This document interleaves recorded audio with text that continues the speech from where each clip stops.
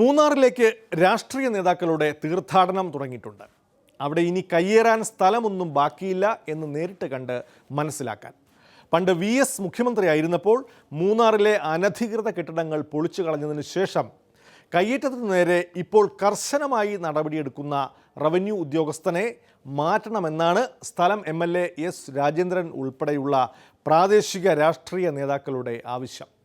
എല്ലാ രാഷ്ട്രീയ പാർട്ടികളുടെയും പ്രാദേശിക നേതൃത്വം മൂന്നാറിൽ ടൂറിസം റിസോർട്ട് ലോബിയുടെ മടിശീലയുടെ കനത്തിലാണ് നിലകൊള്ളുന്നത്.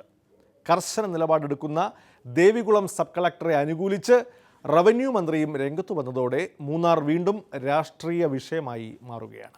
മലമേലെ തിരിവെച്ച് പെരിയാറിൻ തളയിട്ട് ചിരിതൂകും പെണ്ണല്ലേ ഇടുക്കി, ഇവളാണ് മിടുമിടുക്കി. ഉദ്യോഗസ്ഥനെ സംരക്ഷിക്കാൻ മന്ത്രിക്കോ ആർക്കെങ്കിലും ബാധ്യത ഉണ്ടെങ്കിൽ അവർ സംരക്ഷിച്ചോളൂ. LDFന്റെ ഗവൺമെന്റിന്റെ ഭാഗമായിട്ടാണ് ആര് മന്ത്രിയാണാലും മന്ത്രി ആയിട്ടുള്ളത്. അവർക്ക് കിട്ടിയിട്ടുള്ള ആനുകൂല്യവും ജനം തന്നതിന്റെ ഒരു വിഹിതമാണ്. അത് ജനത്തിനെ ഉപയോഗപ്പെടുത്തുക എന്നുള്ളതേ ഉള്ളൂ. അല്ലാതെ ഇഷ്ടാനുസരണം ഒരാൾ ചെയ്യുന്നതിനെല്ലാം അനുകൂലിക്കുക എന്ന് പറയുന്നത് ഒരു മന്ത്രിക്കും അത് ഭൂഷണമല്ല. മന്ത്രി എന്ന് പറയുന്നയാൾ പക്വത ഉണ്ടാവണം. അപ്പൊ ഇവൻ പറയുന്നതെല്ലാം കേട്ട് അതേപോലെ വിളുങ്ങാനുള്ളത് അതൊന്നുമല്ല. അത് കേരളീയ സമൂഹം നല്ല വിവേകമുള്ളവരാണ്. വിവേകമുള്ള കേരളീയ സമൂഹം തീരുമാനിക്കട്ടെ ആർക്കാണ് ബുദ്ധിമോശമുള്ളത്.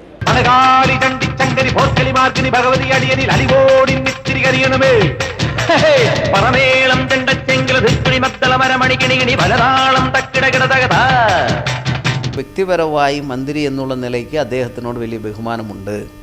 പക്ഷേ ബഹുജനങ്ങളുമായി ബന്ധപ്പെട്ട് വരുന്ന അവരുടെ ജീവിത ആവശ്യങ്ങളെ അദ്ദേഹത്തിനെ ഈ ധരിപ്പിച്ചവർ, അതായത് മന്ത്രിയോട് ഉപദേശം നൽകിയവർ ഏത് തരത്തിലാണ് ബോധ്യപ്പെടുത്തിയതെന്ന് എനിക്കറിയില്ല. നിയമപരമായ കാര്യങ്ങൾ കൈകാര്യം ചെയ്യുന്ന ഉദ്യോഗസ്ഥർ അവിടെ നിലനിൽക്കും. നിയമവിരുദ്ധമായി നടത്തുന്നവരാണ് എന്ന് ആരെങ്കിലും പറഞ്ഞതുകൊണ്ടാവില്ല. നിയമവിരുദ്ധമാണെന്ന് ആരെങ്കിലും തെളിയിക്കുമ്പോഴാണ് അതിലെന്തെങ്കിലും നടപടിയുണ്ട്. മന്ത്രിയിൽ നിന്ന് ഞാൻ അടക്കം പ്രതീക്ഷിക്കുന്നത് ബഹുമാനപൂർവം പക്വതയോടും വിഷയങ്ങൾ പൂർണ്ണമായും മനസ്സിലാക്കിക്കൊണ്ടും അതിനൊപ്പമുള്ള പ്രതികരണവും ജനജീവിതത്തിനെ അനുകൂലിച്ചു കൊണ്ടും നടത്തേണ്ടതാണ്. മൂന്നാറിലെ റവന്യൂ വകുപ്പ് ഒരു കുഴപ്പവും കാണിച്ചിട്ടില്ല. റവന്യൂ വകുപ്പ് കൈകാര്യം ചെയ്തുകൊണ്ടിരിക്കുന്നത് വളരെ ന്യായമായ നീതിയുക്തമായ കോടതികളുടെ വിധിയുടെ ഒക്കെ അടിസ്ഥാനത്തിലാണ്.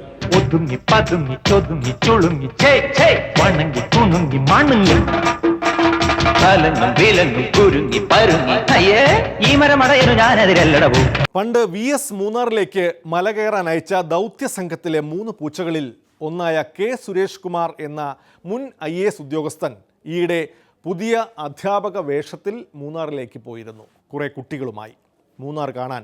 മൂന്നാറിന് വന്ന മാറ്റം പിള്ളേരെ പഠിപ്പിക്കാൻ. സുരേഷ് കുമാറാണ് മൂന്നാറിൽ വന്ന് പ്രശ്നമുണ്ടാക്കുന്നത് എന്ന് സ്ഥലം MLA രാജേന്ദ്രൻ. ലാൻഡ് റവന്യൂ കമ്മീഷണറുടെയും നിയമസഭാ സമിതിയുടെയും റിപ്പോർട്ട് സൗകര്യപൂർവ്വം മറക്കുന്ന MLA പഴിക്കുന്നത് സുരേഷ് കുമാറിനെയാണ്. ആരായി സുരേഷ് കുമാർ 5 വർഷക്കാലം എവിടെ പോയിരുന്നു?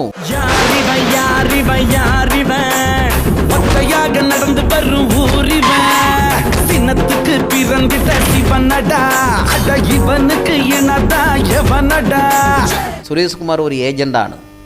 സുരേഷ് കുമാർ പണം കൈപ്പറ്റിക്കൊണ്ട് പലർക്ക് വേണ്ടി വർത്തമാനം പറയുന്ന ആളാണ്. അദ്ദേഹത്തിൻ്റെ പ്രവൃത്തി കൊണ്ട് മാത്രമാണോ ഇത് നിലനിൽക്കുന്നത്? അങ്ങാരുടെ ഒരാളുടെ ബലം കൊണ്ടാണോ മൂന്നാർ സംരക്ഷിക്കപ്പെടുന്നത്? ഇനി കെട്ടിടം പണിയാൻ മൂന്നാറിൽ 1 ഇഞ്ച് ഭൂമി പോലും ഇനി അവശേഷിക്കുന്നതായിട്ട് എനിക്ക് കാണാൻ പറ്റില്ല. ഞാൻ 2 ദിവസമായിട്ട് സിറ്റിയിലൊക്കെ നടന്നപ്പോൾ കംപ്ലീറ്റ്ലി ബിൽട്ടപ്പാണ്. കഴിഞ്ഞ ഗവൺമെൻറ് കാലത്ത് നടന്നതും അതിനു മുമ്പ് എപ്പോഴെങ്കിലും സ്വാതന്ത്ര്യ ഇന്ത്യക്ക് ശേഷവും സംസ്ഥാനം രൂപീകരിക്കപ്പെട്ടതിന് ശേഷം ഉണ്ടായിട്ടുള്ളതിനെല്ലാം ഇപ്പോൾ മറുപടി അന്വേഷിച്ചുകൊണ്ട് നടക്കുന്ന സബ് കളക്ടറുടെയും സുരേഷ് കുമാറുടെ ഏജൻറ്റ് പണിയൊന്നും ഇവിടെ വില പോവില്ല. മൂന്നാർ ഇപ്പോൾ ഒരു സ്ലോട്ടർ ടാപ്പ് മോഡാണ്. അത് അവസാനിക്കുകയാണ്. അത് കാണാതെ അതിനകത്ത് ഇനി ഒന്നും അവശേഷിക്കുന്നില്ല.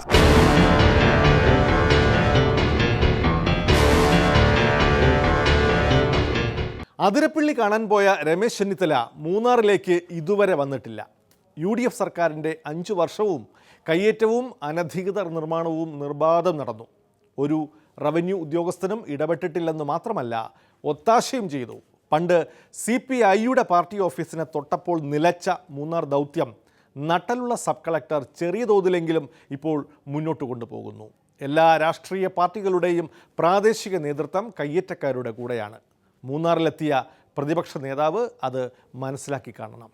രാവിലെ മുതൽ മൂന്നാറിലെ വിവിധ പ്രദേശങ്ങൾ ഞാൻ സഞ്ചരിക്കുകയുണ്ടായി. പഞ്ചമുടിപ്പുഴ താണ്ടി ചെറുപുഞ്ചിരി ചുണ്ടിൽ ചൂണ്ടി കാടുകുലുക്കി വരുന്നേ സുരസുന്ദര കില്ലാടി തെളിനീരിനു മേലും കീഴും നാരദരാശി ചാട്ടുളി വീശി തെളിനീരിനു മേലും കീഴും നാരദരാശി ചാട്ടുളി വീശി കുഴികുത്തി കിണറുകളാക്കി കുടിനീരംഗം വെട്ടും വീരൻ. പട്ടേ വേണം യവനോ അവൻ ഇവനേ ഈ അടിയൻ വേദപുരം തലവൻ. ഓർമ്മയുണ്ടെന്ന് നോക്ക്. ഇത് പൊളിക്കാൻ കുറെ സമയം എടുക്കും. എന്റെ ഈശോയെ. CPM-ന്റെ നേതാക്കന്മാർ സർക്കാർ ഭൂമികൾ കയ്യേറി അവർ യഥേഷ്ടം ഹോം സ്റ്റേകളും അതോടൊപ്പം തന്നെ ഭവനങ്ങളും നിർമ്മിക്കുന്നു എന്നുള്ള പരാതി വ്യാപകമാണ്. കയ്യേറ്റത്തിന് നേരെ ഒരു മൃദു സമീപനവുമില്ല. പക്ഷേ 450 വർഷമായി താമസിക്കുന്നവരുണ്ട്. അവർ കയ്യേറ്റക്കാരാണെന്ന് പറഞ്ഞ് ചെന്നാൽ അവർ ചിലപ്പോൾ ഒരു കുറച്ച് ചൂടായി പെരുമാറിയെന്ന് വരും. കാരണം അവർ കയ്യേറ്റക്കാരല്ല. ഇവിടെ KSCB-യുടെയും PWD-യുടെയും സ്ഥലം അനധികൃതമായി കയ്യേറി അവിടെ വീട് വെച്ചു എന്നുള്ള പരാതി MLA-ക്കെതിരായി നിലനിൽക്കുകയാണ്. അദ്ദേഹം ജനിക്കുന്നതിന് മുൻപ് MLA ആയിരുന്ന ഒരു ഗണപതിയുണ്ട് അവിടെ. അദ്ദേഹം പറഞ്ഞതാണ് യോഗത്തിൽ. ആ ഗണപതിയുടെ വീട് കയ്യേറ്റാണെന്ന് ഇപ്പോൾ പറയുന്നുണ്ട്. അപ്പോൾ അതൊക്കെ ഈ പറഞ്ഞ പോലെ പലതും സൃഷ്ടിക്കപ്പെടുകയല്ലേ. അതാണല്ലോ വസ്തുത. രാജേന്ദ്രൻ്റെ വീട് പട്ടയഭൂമിയിലാണ് നിൽക്കുന്നത്. അത് നേരത്തെ വ്യക്തമാക്കപ്പെട്ട കാര്യം. മുഖ്യമന്ത്രി പറഞ്ഞിരിക്കുന്നു രാജേന്ദ്രൻ MLA-യുടെ സ്ഥലം പട്ടയമുള്ളതാണ്. ഏത്? ഇതിനെ സംബന്ധിച്ച് റവന്യൂ പ്രിൻസിപ്പൽ സെക്രട്ടറിയെ കൊണ്ട് അന്വേഷിപ്പിക്കാൻ മുഖ്യമന്ത്രി തയ്യാറാകുമോ? നിങ്ങൾക്ക് പലർക്കും പലതിലും താല്പര്യമുണ്ടെന്ന് എനിക്കറിയാം. ഇതാണ് നമ്മുടെ പൊതു നിലപാട്. മലയാളക്കരയുടെ മടിശീല നിറയ്ക്കണ നലമേറും നാടല്ലോ ഇടുക്കി. ഇവളാണ് മിടുമിടുക്കി. BJP നേതാക്കൾ ഇതുവരെ മൂന്നാറിൽ കയറിയിട്ടില്ല. ആറന്മുള സമരനായകനായ കുമ്മനം രാജശേഖരന് പരിസ്ഥിതി ഇഷ്ട വിഷയവുമാണ്. കുമ്മനാദികൾ കഴിഞ്ഞ ദിവസം മല കയറാനെത്തി.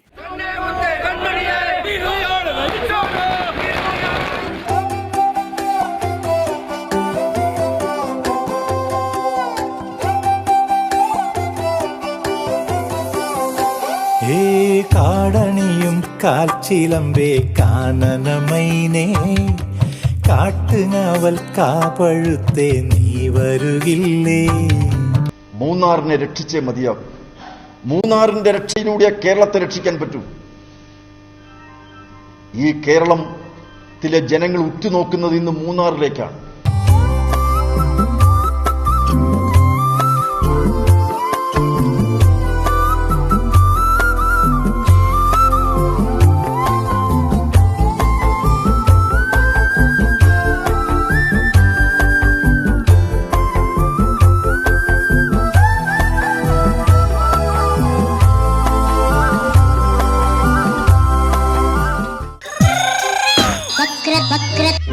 വക്രദൃഷ്ടിയിൽ വീണ്ടും ഇടവേള. താൽക്കാലിക പട്ടാഭിഷേകം.